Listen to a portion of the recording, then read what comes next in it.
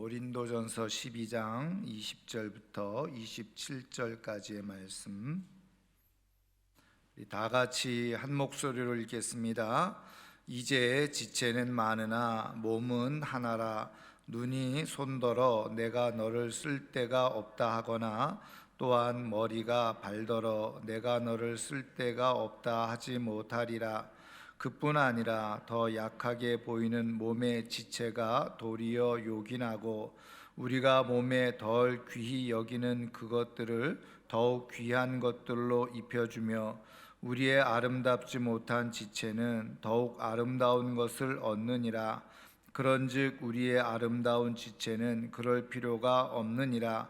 오직 하나님이 몸을 고르게 하여 부족한 지체에게 귀중함을 더하사 몸 가운데서 분쟁이 없고 오직 여러 지체가 서로 같이 돌보게 하셨느니라. 만일 한 지체가 고통을 받으면 모든 지체가 함께 고통을 받고 한 지체가 영광을 얻으면 모든 지체가 함께 즐거워하느니라. 너희는 그리스도의 몸이요 지체의 각 부분이라. 아멘. 우리가 지난주부터 교회가 무엇인가 하는 것을 함께 배우고 말씀을 나누고 있습니다. 완전 좋은 삶을 사는 사람들의 이야기를 들어보면 자신의 삶을 반듯하게 또 올바르게 살아갈 때에 가장 중요한 건 뭐냐? 자기가 누구인가 그것을 잘 깨닫고 발견하게 되면, 다시 말하면 자신의 정체성에 대해서 아주 분명하고 정확하게 알 때 비로소 올바르고 온전한 삶을 살아갈 수가 있었다는 거죠. 마찬가지로 우리가 교회임에도 불구하고, 우리가 지난 시간에 배운 것처럼 교회임에도 불구하고 교회가 무엇인지를 잘 알지 못하면요, 교회로서의 제대로 된 삶을 살아가지 못하는 거죠. 그런 의미에서 우리가 이렇게 교회를 배우는 것은 큰 은혜요 축복인 줄 믿습니다.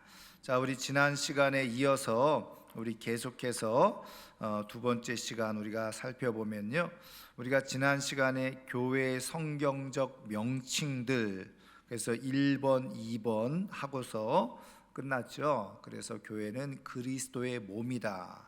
그래서 중요한 것은 교회의 머리는 예수 그리스도시다. 그래서 교회의 모든 주권은 오직 예수님께 있다. 그리고 우리는 예수님과 연합한 몸이기 때문에 우리 몸을 상하는 것은 곧 예수님을 상하는 것과 같다. 그래서 우리가 오늘 고린도전서 12장 내용에서도 말씀을 본 것처럼 우리가 몸으로서 각 지체로서 서로를 잘 돌보고 사랑할 수 있는 것, 그래야 되는 것이 참된 교회의 모습이라는 거죠. 자, 우리가 이제 세 번째 한번 같이 보겠습니다. 고린도전서 3장 16절 같이 읽습니다. 너희는 너희가 하나님의 성전인 것과 하나님의 성령이 너희 안에 계시는 것을 알지 못하느냐. 아멘. 여기 너희는 고린도 교회를 말하는 거죠. 하나님의 성전인 것과, 그래서 교회는 뭐냐? 하나님의 성전이라고 말할 수가 있죠. 여러분, 구약 성경에서 성전이 갖고 있는 의미가 뭐였죠? 성전 안에 하나님의 임재가 있었죠. 하나님의 영광이 머물렀죠. 자, 그래서 성전은 뭐냐? 하나님 임재의 상징이라는 거예요. 그래서 교회는 바로 하나님의 성전, 그래서 하나님의 임재가 머무는 곳이다. 그렇게 말할 수가 있어요. 자, 고린도전서 4번 6장 19절 같이 읽습니다. 너희 몸은 너희가 하나님께로부터 받은 바 너희 가운데 계신 성령의 전인 줄 알지 못하느냐. 너희는 너희 자신의 것이 아니니라. 아멘. 자, 그래서 여기는 성령의 전이다, 이렇게 말씀을 해주고 있습니다. 그러므로 교회는 하나님의 성전, 하나님의 집임과 동시에 성령의 성령이 임재하시는 곳이다. 임재하는 곳이 바로 교회다.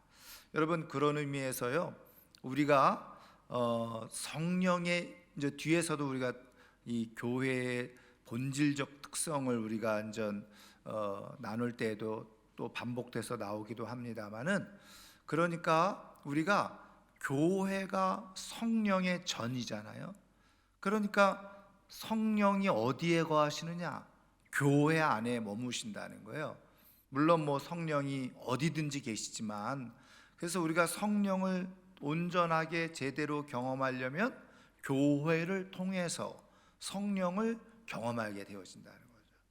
자, 그런 의미에서 우리가 교회를 통해서 성령의 은혜가 우리 가운데 부어지는, 경험되어지는 축복이 있기를 바랍니다. 자, 그 다음에 다섯 번째는요, 갈라디아서 4장 25절 26절인데요 같이 읽겠습니다.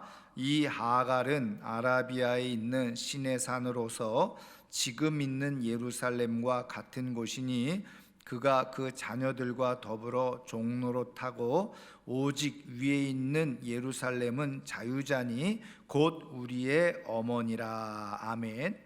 여러분, 이 말씀을 조금 잘 이해하기 위해서는 이 갈라디아서 말씀을 조금 더 살펴보면 좋겠어요. 그래서 한번 성경을 한번 찾아보도록 하겠습니다. 4장 25절부터 26절인데요 21절부터 찾으셨어요. 갈라디아서 4장 307페이지입니다. 갈라디아서 4장 21절부터 한번 천천히 같이 읽는데, 그래야지 조금 요게 무슨 내용인지 이해가 될 수가 있습니다. 자, 21절부터 우리 25절은 읽었으니까 일단은 24절까지 한번 같이 읽겠습니다. 내게 말하라. 율법 아래에 있고자 하는 자들아, 율법을 듣지 못하였느냐? 기록된 바 아브라함에게 두 아들이 있으니 하나는 여종에게서 하나는 자유 있는 여자에게서 났다 하였으며, 여종에게서는 육체를 따라 났고 자유 있는 여자에게서는 약속으로 말미암았느니라. 이것은 비유니 이 여자들은 두 언약이라. 하나는 신의 산으로부터 종을 낳은 자니 곧 하갈이라. 그러면서 25절에 우리가 읽은 대로 이 하갈은 이렇게 이제 나오는데요, 제가 이 말씀을 조금 이렇게 자세하게 이야기하는 이유 중에 하나는 뭐냐, 여기 마지막 부분에 보면 오직 위에 있는 예루살렘은 자유자니 곧 우리의 어머니라 그랬죠. 여러분, 요 구절을 가지고 이단이 만들어졌거든요. 그 이단이 누구냐? 여러분 잘 아시는 대로 하나님의 교회, 안상홍 증인회죠, 원래는. 그래서 안상홍은 하나님 아버지. 그런데 왜 하나님 아버지만 있냐? 어머니도 있지. 하나님 어머니 교회죠. 그게 하나님의 교회입니다. 그래서 그 하나님 어머니는 누구냐? 안상홍의 부인이었던 장길자. 장길자를 하나님 어머니로 섬기는 이단이 바로 하나님의 교회입니다. 근데 여러분 아시는 것처럼요, 이 하나님의 교회에 젊은 여자들이 많이 거기에 지금 들어가고 있다는 거죠. 왜? 뭘 강조하니까? 여자를 강조하잖아요. 그러니까 여자들이 좋아해. 그래서 하나님 어머니. 그래서 이 사람들이 여기에 있는 위에 있는 예루살렘은 자유자니 곧 우리 어머니라. 이게 바로 하나님 어머니를 말하는 것이다. 그렇게 가르치고 있어요. 그런데 여러분, 성경을 잘 모르면 그렇게 말하면 그런가 봐, 그리고서 속아 넘어가잖아요.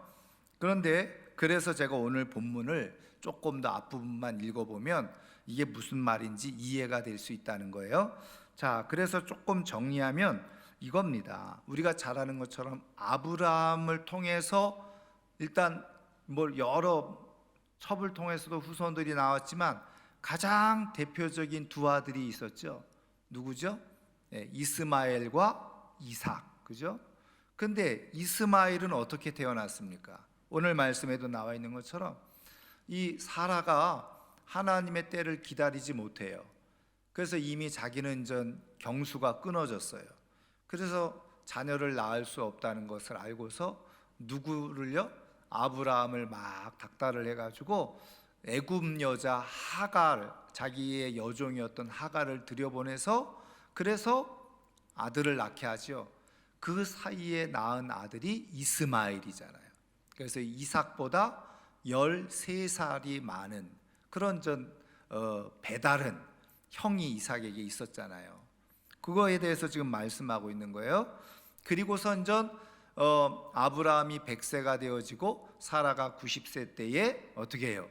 하나님께서 약속대로 사라를 통해서 이삭을 주셨잖아요. 그런데 하나님은 약속의 후손이었던 이삭을 통해서 아브라함, 이삭, 야곱, 요셉 이래서 쭉 믿음의 계보를 이어가잖아요. 그러니까 이스마엘은 약속의 후손이 아니라는 거예요. 지금 그 얘기를 하는 거예요. 그래서 여러분 22절에 보면 아브라함에게 두 아들이 있으니 그랬죠. 하나는 여종에게서 아까 말씀드린, 그 다음에 하나는 자유 있는 여자에게서 났다. 여기 자유 있는 여자는 누구를 말하는 거예요? 사라죠. 사라, 주인, 여주인 사라를 얘기하는 거죠. 그래서 여종에게서는 육체를 따라 낳고 이스마엘이죠. 자유 있는 여자에게서는 약속으로 말미암았느니라. 그래서 약속의 후손이 진짜 후손이라는 거예요. 자, 이것은 비유니, 이게 지금 그 하갈을 통해서 여종과 그리고 자유 있는 여자, 이게 다 비유라는 거죠. 자, 그러면서 이 여자들은 두 언약을 상징해 주고 있는 것이다. 하나는 신의 산으로부터 종을 낳은 자, 다시 말하면 이게 뭐예요? 율법의 후손이라는 거죠. 그리고 또 하나는 뭐예요? 자, 그래서 그 신의 산으로부터 종을 낳은 자니 곧 하갈이라 그랬죠. 자, 그래서 이 하갈은 그러면서 아라비아에 있는 신의 산으로서, 하갈이 누구를 상징해 주고 있는 거냐? 아라비아에 있는 신의 산을 상징하고 있는데 지금 있는 예루살렘과 같은 곳이니 그랬어요. 지금 있는 예루살렘.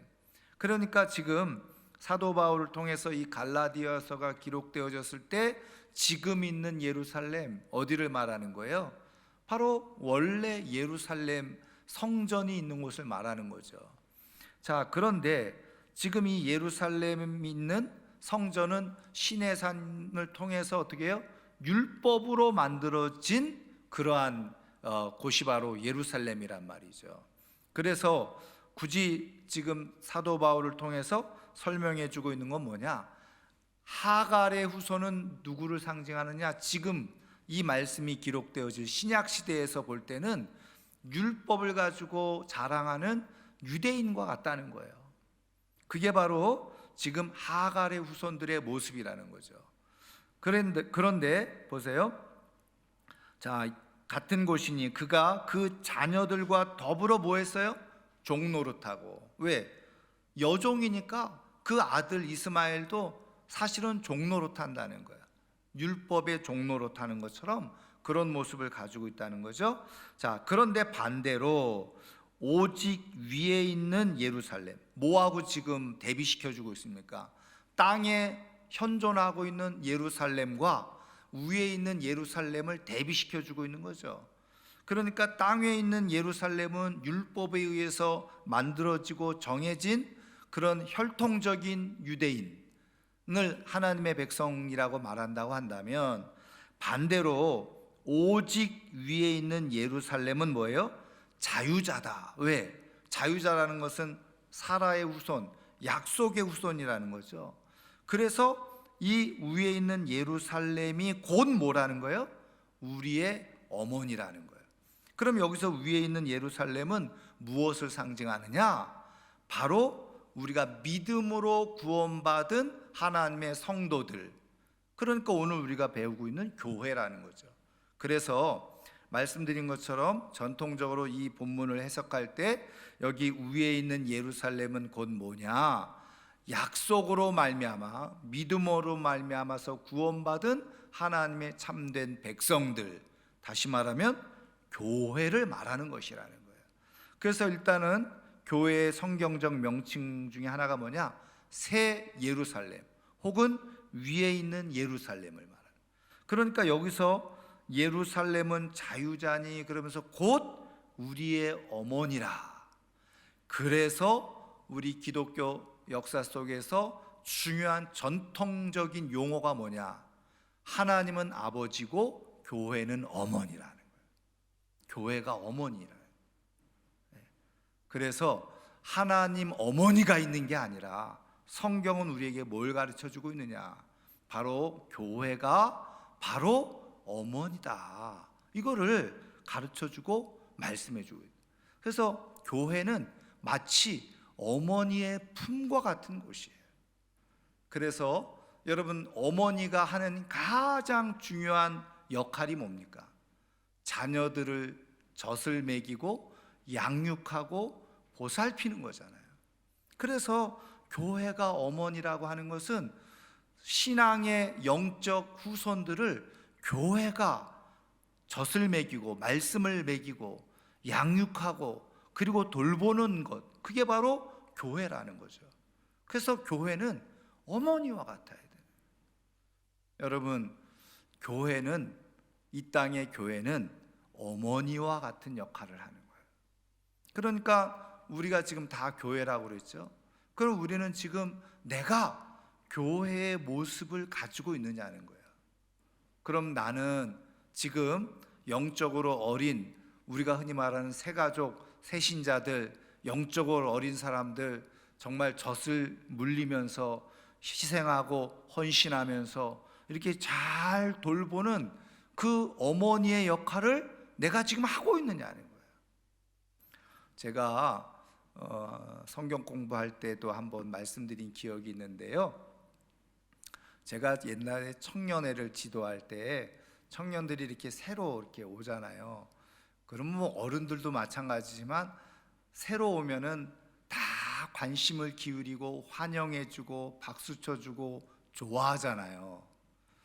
그러니까 새로운 청년이요, 너무너무 좋아하는 거예요. 자기에게 뭐 저를 비롯해서 뭐 청년들이 다 관심을 기울여주고 자기 얘기를 들어주고 자기가 한 번만 빠져도 막 전화도 해주고 관심 기울여주고 맛있는 것도 막 사주고 말이죠. 그러니까 교회 오는 거를 너무너무 재밌어하고 좋아하더라고요. 그런데 한 1년, 2년 정도 지나니까요, 교회를 잘 빠지는 거예요. 잘 안 나오는 거예요. 그래서 제가 당연히 이제 신방을 하고 이제 상담을 한 거죠. 찾아가서 왜 이렇게 요즘 교회를 잘 안 나오냐 그랬더니 뭐라고 얘기를 하냐면, 교회가 사랑이 식었다는 거예요. 그게 무슨 말이냐 그랬더니 자기가 2년 전까지 그 교회를 갔을 때는 진짜 교회가 너무너무 사랑이 많은 것처럼 느껴졌고 보여졌다는 거예요. 그래서 교회 가는 게 행복했고 좋았다는 거예요. 근데 자기가 1년이 지나고 2년 정도 되니까 사람들이 가도 이제 아는 척 안 하더라는 거예요. 관심이 별로 없다는 거예요. 그리고 여전히 또 다른 새로 오는 사람들만 막 교회가 챙기더라는 거예요. 그래서 이제는 더 이상 나에게 사랑을 주지 않는구나. 그래서 마음이 시들시들해져 가지고 교회 가기가 싫어졌다는 거예요. 그런 얘기를 하더라고요. 그래서 제가 뭐라고 그랬겠습니까? 그래서 제가 잘 설명을 하고 이야기를 했는데 이렇게 제가 얘기를 했어요. 너도 한번 잘 생각해 봐라. 너는 지금 교회 와서 1년, 2년째 생활을 하고 있는데 너는 생각할 때 나는 여전히 새로운 사람이야. 나는 많은 사랑이 필요해. 사람이 나에게 관심을 가져줘야 돼, 이렇게 생각할 수 있지만 네가 한번 생각을 해봐라. 너는 그래서 지금 2년이라고 하는 시간 동안에 지금 많은 청년들과 교제를 하면서 서로 알고 서로 안부도 묻고 그리고 공부도 하고 했잖아. 그런데 지금 새로 들어오는 청년들은 어떨까? 그 청년들이 너를 볼 때는 뭐라고 생각할까?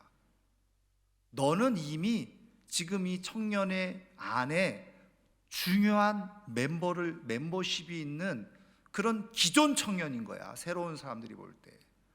그러면 너는 새로운 사람한테 네가 다가가서 그렇게 사랑을 이제는 베풀어주고 먼저 얘기를 나눠주고 이렇게 돌봐줘야 될 위치에 있는데, 너는 너도 모르는 사이에 이미 교회 청년의 중심으로 자꾸 밀려서 들어와 있어.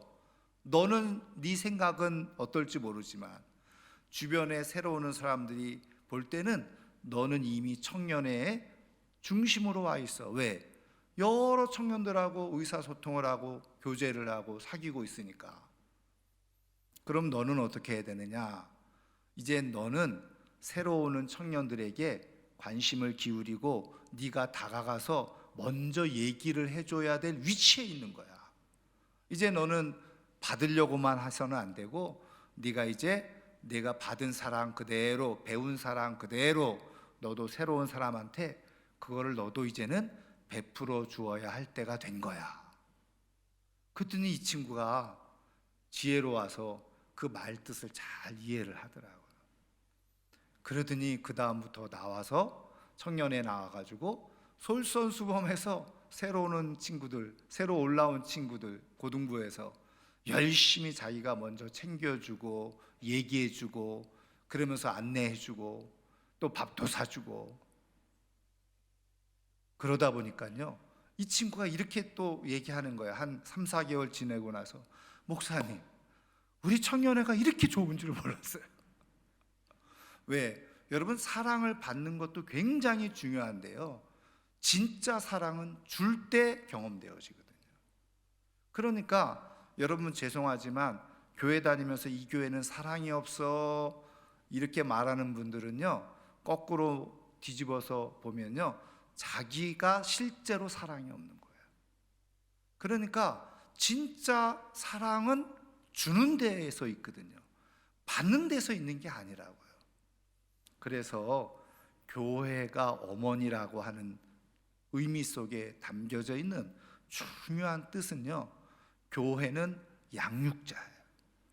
그래서 내가 누군가보다도 조금 먼저 교회 생활을 하고 있고 교회 생활을 또 믿음을 먼저 가지고 있다고 한다면, 나보다 늦게 온 사람에 대한 나도 사랑과 양육과 돌봄을 해야 되는 위치에 있다는 거예요.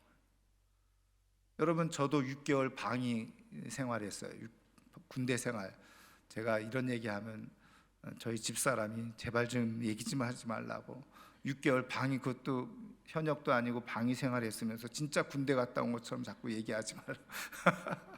네, 그러는데 여러분, 그 군대에서요, 나이 상관없이 그 한 기수가요, 하늘과 땅 차이처럼 느껴지잖아요.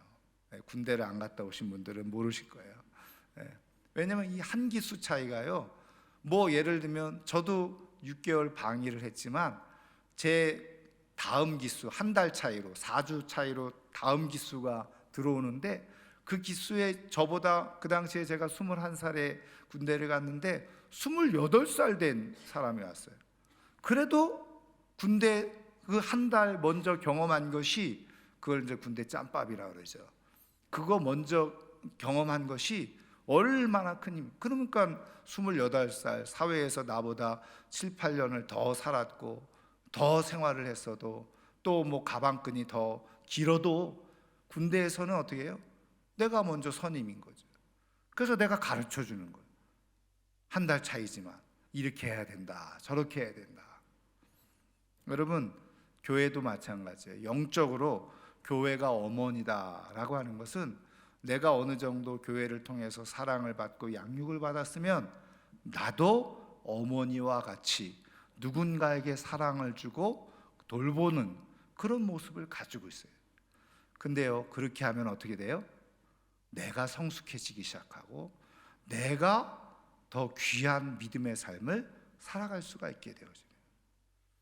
여러분, 교회가 어머니라는 사실을 믿으시기를 주님의 이름으로 축원합니다. 그래서 하나님 어머니가 있는 게 아니에요. 장길자 여자가 하나님이 아니에요. 성경은 교회가 어머니다, 그렇게 말씀해주고 있죠. 그래서 기독교 2000년 전통 속에서 교회는 어머니다, 이게 중요한 신학적인 논제예요. 물론 우리 이제 기독교 개신교에 와서는 요게 조금 약화됐어요. 왜냐하면 카톨릭에서 너무 그것을 강조하고 주장하다 보니까 그것에 대해서 많이 설명을 하지 않아요. 약화되어 있어요. 그러나 사실은 교회론적으로 보면, 신학적으로 보면 이 의미가요, 굉장히 중요한 의미가 있습니다. 어쩌면 신학적으로 다시 회복해야 될 중요한 그런 내용이 바로 교회가 어머니다라는 거예요. 여러분, 우리 교회가 어머니로서 새로 오는 사람들에게 끊임없는 관심과 사랑을 쏟아내고 그로 인해서 또 다른 어머니들이, 교회 어머니들이 많이 세워질 수 있는 복된 역사가 일어날 수 있기를 주님의 이름으로 축원합니다. 자, 그 다음에 6번째 요한계시록 3장 12절 같이 읽습니다. 이기는 자는 내 하나님 성전의 기둥이 되게 하리니 그가 결코 다시 나가지 아니하리라. 내가 하나님의 이름과 하나님의 성 곧 하늘에서 내 하나님께로부터 내려오는 새 예루살렘의 이름과 나의 새 이름을 그의 위에 기록하리라. 아멘. 그래서 이거는 우리가 요한계시록을 읽어보면 빌라델피아 교회, 그래서 7교회가 성경에 기록되어져 있죠. 요한계시록의 2장과 3장에 걸쳐서. 그래서 그 7교회 중에 칭찬만 듣는 교회가 2교회가 있고요, 그 다음에 책망만 받는 교회가 있고, 또 책망도 받고 칭찬을 듣는 교회가 있어요. 그런데 바로 이 요한계시록에 지금 오늘 우리가 읽은 이 교회는 빌라델피아 교회인데 칭찬만 듣는 교회였어요. 그 다음에 서머나 교회가 칭찬만 듣는 교회였죠. 그런데 이 칭찬 중에 뭐라고 말씀합니까?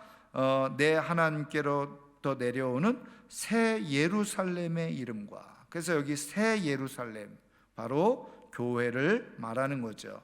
그래서 교회는 뭐냐? 다른 명칭 새 예루살렘 혹은 위에 있는 예루살렘, 이렇게 말하고 있다는 겁니다. 자, 갈라디아서 6장 16절 같이 읽습니다. 무릇 이 규례를 행하는 자에게와 하나님의 이스라엘에게 평강과 긍휼이 있을지어다. 여기 하나님의 이스라엘이라고 그랬는데 이건 새 이스라엘을 의미하는 말씀입니다. 그래서 교회는 새 이스라엘, 새 예루살렘. 자, 그 다음에 빌립보서 3장 20절 같이 읽습니다. 그러나 우리의 시민권은 하늘에 있는지라 거기로부터 구원하는 자 곧 주 예수 그리스도를 기다리노니. 그랬죠? 우리의 시민권은 하늘에 있다. 시민권, 하늘에 있다. 하늘 시민이라는 거죠. 그래서 교회는 뭐냐? 바로 하나님의 백성이라는 거예요. 하나님의 백성. 자, 하나님의 백성이라고 하는 것은 교회의 주권이, 왕권이 누구에게 있다? 하나님께 있고, 교회는 하나님께 속해 있는 하나님의 소유인 거라는 거죠. 여러분, 우리는 다 하나님의 소유인 줄 믿으시기를 주님의 이름으로 축원합니다. 자, 그 다음에 디모데전서 3장 15절 같이 읽습니다. 만일 내가 지체하면 너로 하여금 하나님의 집에서 어떻게 행하여야 할지를 알게 하려 함이니 이 집은 살아계신 하나님의 교회요 진리의 기둥과 터니라. 아멘. 진리의 기둥과 터, 그게 바로 교회라는 거예요. 그러니까 교회는 진리의 기둥이자 터. 여러분, 시편에 보면은 터가 무너지면 의인이 무엇을 알고, 터가 무너지면 바로 이 터, 진리의 터라는 거예요. 그래서 여러분, 모든 진리 중요한 거예요. 진리는요, 교회로부터 나오는 거예요. 물론 하나님으로부터 나오고 성경으로부터 나오지만 하나님께서 왜 굳이 이 땅에 교회를 세우셨느냐? 교회가 바로 진리의 기둥이자 기초, 초석이기 때문이에요. 그래서 진리는 교회로부터 나와요. 여러분, 이단 사이비들은 어디로부터 나올까요? 진리가 교주로부터 나오는 게 이단 사입입니다. 그러나 성경은 교회가 바로 진리의 중요한 터전이다. 그러니까 여러분, 제가 늘 말씀드리지만 우리가 이렇게 교회가 무엇인가 성경적으로 잘 배우고 알고 있잖아요. 그러면 가나안 교회라는 거 있을 수 있어요, 없어요? 없다고요. 가나안 교회라는 건 존재할 수가 없어요. 가나안 교인도 존재할 수가 없어요. 이제 뒤에 더 그 내용에 대해서 더 말씀을 살펴보도록 하겠습니다. 자, 그다음에 10번째 봅니다. 자, 고린도후서 11장 2절 같이 읽습니다. 내가 하나님의 열심으로 너희를 위하여 열심을 내노니 내가 너희를 정결한 처녀로 한 남편인 그리스도께 드리려고 중매함이로다. 그래서 너희를 정결한 처녀로, 너희가 누구죠? 교회, 성도를 말하는 거죠. 한 남편인 그리스도께. 그래서 뭐예요? 교회는 그리스도의 신부이죠. 그래서 여러분, 에베소서 5장 22절부터 33절 우리 결혼식 주례할 때 많이 인용하는 성경 구절이잖아요. 근데 여러분, 사실은 에베소서의 가장 중요한 첫 번째 주제가 뭔지 아세요? 신학적으로 에베소서는 교회론을 얘기하고 있는 책이에요. 그래서 여러분 에베소서 5장 22절 23절 뭐 남편은 어떻게 하라, 아내는 어떻게 하라 이렇게 말씀하고 있지만 여러분 그 문맥을 잘 읽어보면 그건 뭘 상징하는 거라고요? 그리스도와 교회를 상징하고 있는 표현이라는 거죠. 그래서 그리스도가 교회에게 이렇게 한 것처럼, 그죠? 남편은 아내에게 이렇게 하라. 교회가 그리스도에게 이렇게 한 것처럼 아내는 남편에게 이렇게 하라. 그게 바로 에베소서 5장 22절 이하의 말씀이죠. 자, 그래서 교회는 뭐냐? 그리스도의 신부다. 여러분, 신부에게 있어서 가장 중요한 건 뭐예요? 순결이죠, 순결. 그렇죠, 정절. 신부가 지켜야 될 것은 순결과 정절이에요. 그 얘기는 뭐냐면 오직 그리스도만 바라본다는 거죠. 다른 것 자꾸 기웃기웃하는 것. 그래서 구약 성경은 그걸 뭐라고 표현했어요? 간음하는 것이다 그랬죠. 우상 숭배를 간음이라고 그랬죠. 오늘날 우리식으로 표현하면 뭐예요? 불륜이고 외도죠. 그래서 그거는 교회로서 교회의 참된 모습은 뭐냐? 순결한 신부처럼 오직 신랑 되신 그리스도에게만 복종하고 헌신하는 거예요. 그게 참된 교회의 바른 모습이라는 거죠. 그래서 우리가 거룩한 모습을 가져야 되는데 그 거룩함은 뭐냐? 그리스도의 신부로서의 순결함을 말하고 있는 것입니다. 자, 그 다음에 3번, 큰 3번 봅니다. 교회의 본질적 특징들. 근데 사실은요, 여러분 성경의 교회에 대한 다른 명칭, 이 명칭과 본질적 특징은 사실 비슷할 수 있어요. 사실 여기에서 앞서 말씀드린 두 가지, 하나님의 백성이라는 것하고 그리스도의 몸이라는 것도 본질적 특징에 들어갑니다. 근데 제가 내용에서는 뺐어요. 자, 먼저 1번 보겠습니다. 마태복음 18장 20절 같이 읽습니다. 두세 사람이 내 이름으로 모인 곳에는 나도 그들 중에 있느니라. 아멘. 요한일서 4장 12절 같이 읽습니다. 여느 때나 하나님을 본 사람이 없으되 만일 우리가 서로 사랑하면 하나님이 우리 안에 거하시고 그의 사랑이 우리 안에 온전히 이루어지느니라. 아멘. 자, 그래서 3번은 제가 이거 잘못 썼는데요. 2번을 제가 이렇게 복사해가지고 다른 이 4번 구절을 써야 되는데 이걸 그대로 해놓고 4번으로 넘어갔어요. 3번은 볼 필요가 없습니다. 똑같은 내용이니까. 그래서 1번과 2번은요 같은 내용인데 교회의 본질적인 특징이 뭐냐? 교회는 임마누엘 공동체라는 거예요. 임마누엘, 하나님이 우리와 함께 계시다. 그래서 앞서 말씀드린 것처럼 교회는 성전이라고 그랬죠. 하나님의 임재가 있는 곳이라고 그랬죠. 그 교회는 하나님과 함께 하시는, 그 하나님이 함께 하시는 곳이 바로 교회라는 거예요. 근데 어떻게 함께 하시느냐? 오늘 마태복음 18장 20절에 두세 사람이 내 이름으로 모인 곳에, 예수님의 이름으로 모인 곳에 예수님이 함께 계신다. 그래서 두세 사람이 예수님의 이름으로 모이는 게 뭐예요? 예배, 기도 이럴 때. 그래서 하나님이 그곳에 함께 하시는 그런 임마누엘 공동체가 바로 교회다. 그래서 여러분 기억하세요. 세상에도 여러 사람들의 모임이 많이 있잖아요. 그렇죠? 뭐 취미 동아리도 있고 뭐 모이는 데가 많이 있잖아요. 근데 그런 모임하고 교회하고 아주 중요한 본질적인 차이가 뭐예요? 하나님이 계시느냐, 하나님이 계시지 않느냐죠. 네. 교회 공동체는 하나님이 함께 계시는 곳이다. 그래서 세상 사람들이 하나님을 어떻게 알 수 있느냐? 교회 공동체에 임하시는 하나님을 통해서 하나님을 알아간다는 거예요. 그러면은 세상 사람들이 교회 공동체 속에 무엇을 통해서요? 오늘 말씀해 보면은 우리가 서로 사랑하면. 네. 그래서 여러분 아주 슬픈 이야기 잘 아시잖아요. 지하철에서 사람들이 막 싸우니까 어떤 할아버지가 그랬다잖아요. 여기가 교회인 줄 알아. 왜요? 교회가 하도 시끄러우니까. 맨날 교회에서 싸우는 소리만 나니까 그렇게 얘기를 했다는 거잖아요.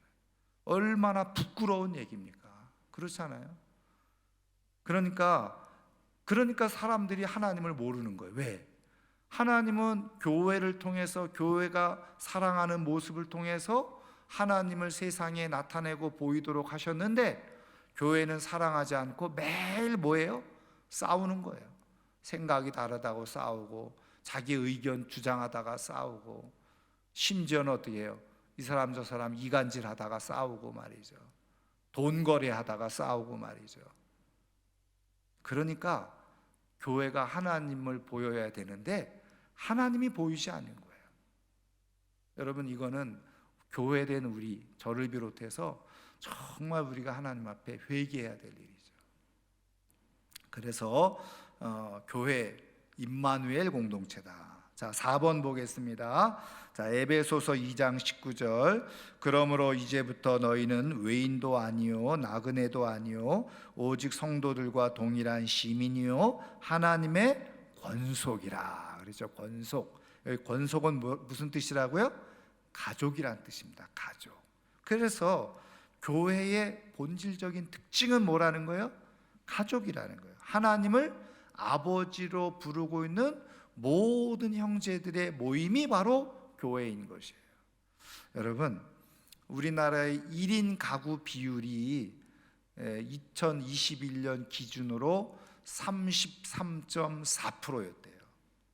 근데 지금 2023년 2년 정도 지났잖아요. 그래서 지금 벌써 서울 같은 경우는요 40%가 넘었다 그래요.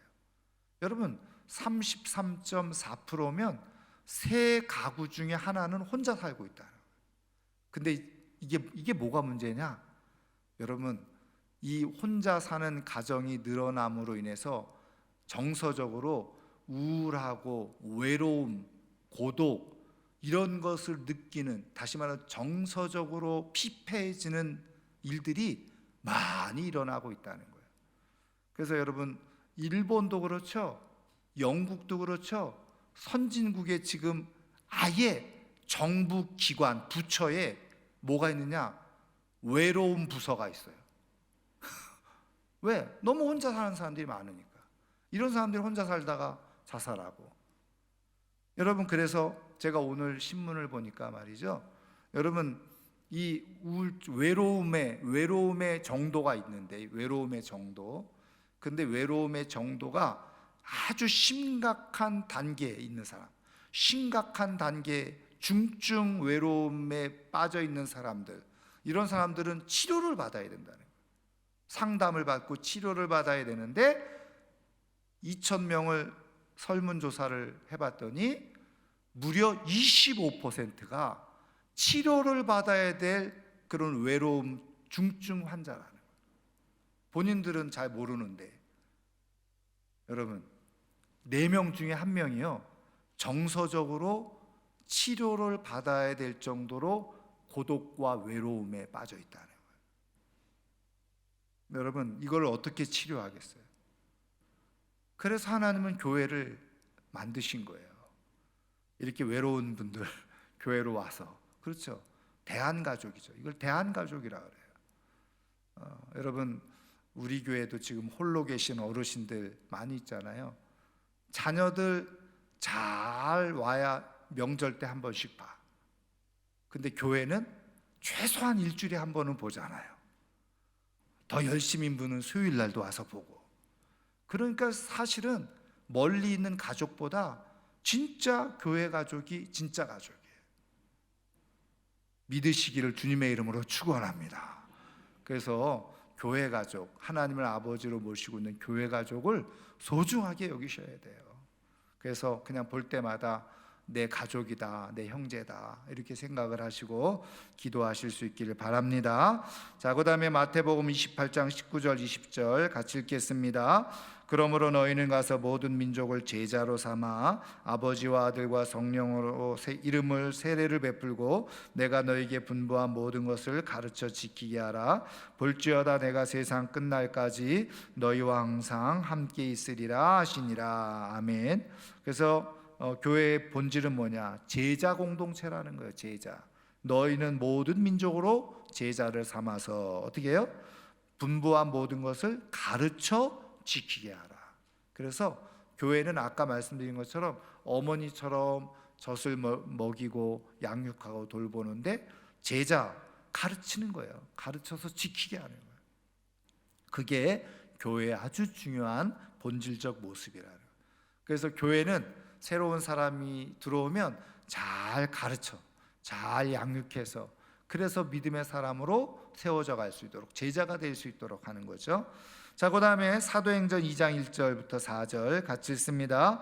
오순절 날이 이미 이름에 그들이 다 같이 한 곳에 모였더니 호련히 하늘로부터 급하고 강한 바람 같은 소리가 있어 그들이 앉은 온 집에 가득하며 마치 불의 혀처럼 갈라지는 것들이 그들에게 보여 각 사람 위에 하나씩 임하여 있더니 그들이 다 성령의 충만함을 받고 성령이 말하게 하심을 따라 다른 언어들로 말하기를 시작하니라. 아멘. 자, 오순절 성령이 임하고 뭐예요? 교회 공동체가 세워졌어요.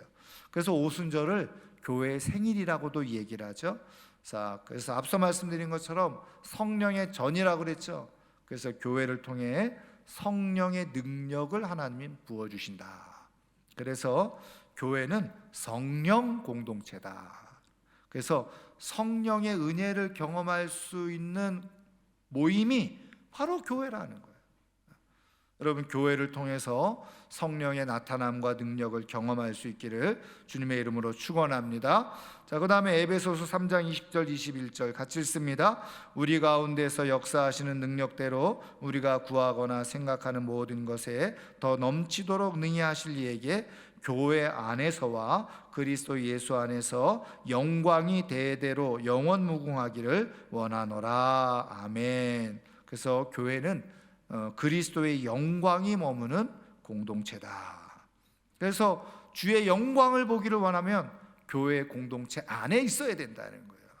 자, 그 다음에 요한복음 4장 23절 24절 같이 읽습니다. 아버지께 참되게 예배하는 자들은 영과 진리로 예배할 때가 오나니 곧 이때라. 아버지께서는 자기에게 이렇게 예배하는 자들을 찾으시느니라. 하나님은 영이시니 예배하는 자가 영과 진리로 예배할지니라. 아멘. 하나님의 영광을 보는 데 있어서 가장 중요한 것이 예배라는 거예요. 그래서 교회는 예배 공동체, 예배 공동체.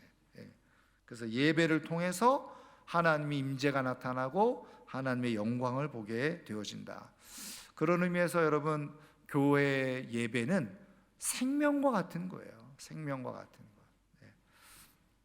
거. 예배를 회복하고 예배를 온전히 세워가는 것, 그것이 교회의 생명을 유지하는 비밀이라는 거죠. 자, 그 다음에 요한일서 1장 3절 같이 읽습니다. 우리가 보고 들은 바를 너희에게도 전함은 너희로 우리와 사귐이 있게 하려 함이니 우리의 사귐은 아버지와 그의 아들 예수 그리스도와 더불어 누림이라. 아멘. 여러분, 여기에 아주 중요한 내용이 있는데요. 자, 여기 보면요, 한마디로 말하면 교회의 본질이 뭐냐? 사귐이라는 거예요. 사귐. 여기에 말씀하는 것처럼 사귐은 우리 헬라어로 뭐라고 그러죠? 코이노니아라 하죠. 코이노니아. 친교, 사귐. 그래서 여러분 기억하세요. 교회 안에 중요한 세 가지 기능이 있어요. 하나는 뭐냐? 지금 말하는 코이노니아가 있고요. 그 다음에 디아코니아가 있어요. 그 다음에 제가 갑자기 하나는 뭐냐면 지금 교제가 있고, 그 다음에 봉사하는 게 있어요. 봉사. 이게 그 디아코니아라 그러죠. 봉사가 있고, 그 다음에 가르치는 거 있어요. 가르치는 거. 이 교육이죠. 디다케라고 그러는데 이 세 가지가 있어야 되는 거예요. 자, 그래서 여러분 사도신경 신앙 고백이잖아요. 그거는 이제 우리가 나중에 교회의 중요한 특징이라고 또 배우게 되는데, 사도적 교회, 교회는 사도적 교회여야 된다, 그런 게 있어요. 나중에 이제 배울 거예요. 근데 사도적 교회라는 게 뭐냐? 사도들이 고백했던 신앙적 고백 전통 위에 세워진 교회라는 거예요. 근데 여러분, 이단 사이비는 사도신경 할까요, 안 할까요? 절대로 안 합니다. 왜냐하면 사도적 교회가 아니기 때문에. 근데 여러분, 그 사도들이 고백한 신앙 고백 속에 마지막 부분 정도에 가면 여러분 기억하세요? 그게 우리는 이걸 믿습니다. 하나님을 믿습니다. 어떤 하나님? 천지를 창조하신 하나님, 그죠? 그 다음에 우리는 예수 그리스도를 믿습니다. 그분은 동정녀에게 탄생하시고, 그리고 십자가에서 죽으시고 부활하시고 다시 오실 예수님을 믿습니다. 그 다음에 뭐예요? 우리는 성령을 믿습니다. 그리고 거룩한 공교회를 믿습니다. 교회를 믿는다는 거예요. 그 다음에 나오는 게 뭐예요? 성도의 교제를 믿습니다. 여러분, 이거 그러니까 사도들이 가지고 있었던 중요한 신앙 고백의 내용 속에 우리는 성도의 교제가 하나님으로부터 온 것임을 믿습니다, 그 얘기예요. 그런데 여러분 기억하세요. 여러분, 온라인으로 예배 드린다? 예배는 혹시 조금 가능성이 있을지 모르지만 온라인으로 예배 드린다고 해서 그게 교회냐? 저는 교회가 아니라는 거예요. 왜? 이 말씀으로 보면 진짜 교회의 본질과 특징 속에는 모여서 만나서 뭐가 있어야 돼요? 사귐이 있어야 된다는 거예요. 친교와 코이노니아가 일어나야지 그게 진짜 교회라는 거예요. 그래서 저는 이 교회론에 입각해서 가나안 교회, 가나안 교인은 미안하지만 가짜라는 거예요. 왜요? 저는 확신하는 게 그거예요. 내가 성령 안에서 예수 그리스도를 구주로 영접하고 성령이 내 안에 계시고 예수님의 영이 내 안에 계시면 그게 진짜 거듭난 교회의 모습이잖아요. 그러면 그 교회는 어떤 갈망이 있고 성령으로 어떻게 움직여야 되느냐? 성도들을 좋아하도록 되어 있다는 거예요. 성도들이 모이는 걸 기뻐하고 좋아해야지 정상이라는 거예요. 때로는 우리가 마음이 맞지 않고 상처도 입을 수도 있지요. 교회 안에서 어려움도 있을 수 있지요. 그렇다고 해서 여러분, 교회를 떠나서 나는 혼자 그냥 온라인으로 예배드리면서 신앙생활을 한다? 저는 가짜라고 믿는 거예요. 왜? 성경 말씀대로 보면 뭐가 없으니까? 성도의 교제가 빠져 있으니까. 여러분, 교회의 중요한 본질이 바로 코이노니아입니다. 서로 얼굴을 대면하고 손도 만지고 그러면서 사귐, 오늘 말씀한 것처럼 우리와 사귐이 있게 하는데 그 사귐의 본질은 뭐예요?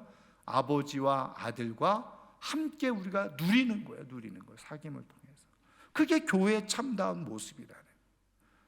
그러니까 여러분, 성경에서 떠나서 엉터리로 뭐 나 혼자 잘 믿으면 되지, 다 거짓말이에요. 저는 그렇게 확신하고 있습니다. 성경의 말씀대로 보면 혼자서 잘 믿는다고요? 천만의 말씀이에요. 저는 그거를 지식으로 믿는 믿음이라고, 가짜 믿음이라고 저는 생각하는 사람이에요. 왜? 말씀드렸잖아요.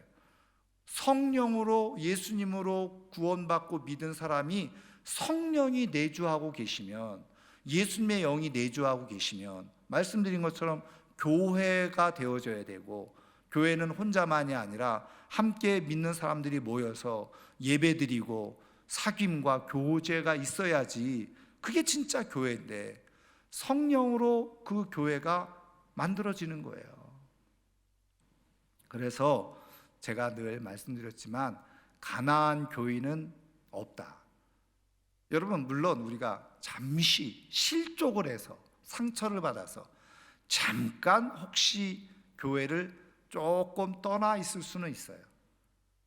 그런데 진짜 저는 말씀드린 것처럼 우리가 지난 시간에 구원의 여정 속에서 성도의 견인 배웠잖아요. 그러면 성령이 그 안에 계시면요, 말씀드린 것처럼 견디고, 그리고 어떻게 해요? 버티게 하시잖아요. 인내하게 하시잖아요. 그리고 다시 교회 공동체 안으로 돌아오게 하신다는 거예요. 근데 여러분, 그 기간이 길면 어떻게 될까요? 그만큼 그 사람에게는 저는 마이너스인 거예요. 그런데 성령 안에 참된 교회로서 존재하는 사람은요, 교회 안에 있는 게 힘들 수도 있고, 또 상처도 있을 수 있고, 또 어떤 경우에는요, 마음이 안 맞을 수도 있죠. 그럼에도 불구하고 하나님께서 성령으로 내 안에 주신 그런 은혜 속에서 성령님으로 말미암아서 자꾸 사랑의 사귐을 갖도록 성령님은 역사하시네요. 왜? 그렇게 되어질 때 아까 말씀 요한일서의 말씀처럼 하나님의 영광이 나타나기 때문에 그래요. 내가 혼자 뭐 북치고 장구치고 집에서 온라인으로 뭐 훌륭한 목사님들 설교 듣고 찬양하고 기도하면 내가 참된 예배자입니까? 저는 절대로 그렇게 보지 않아요. 성경은 그렇게 말씀해 놓은 적이 없어요. 그래서 마지막 10번 보겠습니다. 히브리서 10장 24절 25절 같이 읽습니다. 서로 돌아보아 사랑과 선행을 격려하며 모이기를 패하는 어떤 사람들의 습관과 같이 하지 말고 오직 권하여 그날이 가까움을 볼수록 더욱 그리하자. 그러니까는 이때 이미 초대교회도요, 모이기를 패하는 사람들이 있었다는 거예요. 뭘 모여? 혼자 예수 그냥 잘 믿고 혼자 찬송 부르고 성경 보고 그를 기도하면 됐지. 이거 다 뭐예요? 잘못된 거라는 거죠. 모이기를 패하는 어떤 사람들의 습관과 같이 하지 말라. 그리고 어떻게 해요? 오직 서로 권해서 주님이 오실 그날이 가까우면 가까울수록 더욱더 뭐 하라고요? 모이기를 힘쓰고 사랑과 선행을 서로 격려하고, 그리고 코이노니아, 정말 성령 안에서 아름다운 사랑의 사귐을 계속 유지하는 것, 그게 바로 진짜 참된 교회의 모습이라는 거예요. 여러분, 내가 성령 안에서 거듭난 그리스도인입니까? 예수님의 영이 우리 안에 있습니까? 그래서 내가 참된 교회입니까? 그러면 모여서 사귐을 갖고 교제를 이루어야지 진짜 참된 거듭난 교회로서의 모습이라는 거예요. 여러분, 그런 의미에서요, 조금 혹시 조심스럽지만 교회에 와서 잠깐 예배 드리고 가는 것도 조심해야 돼요. 왜? 그건 예배만 드린 거지 진짜 교회의 본질은 아니다. 교회의 본질은 뭐예요?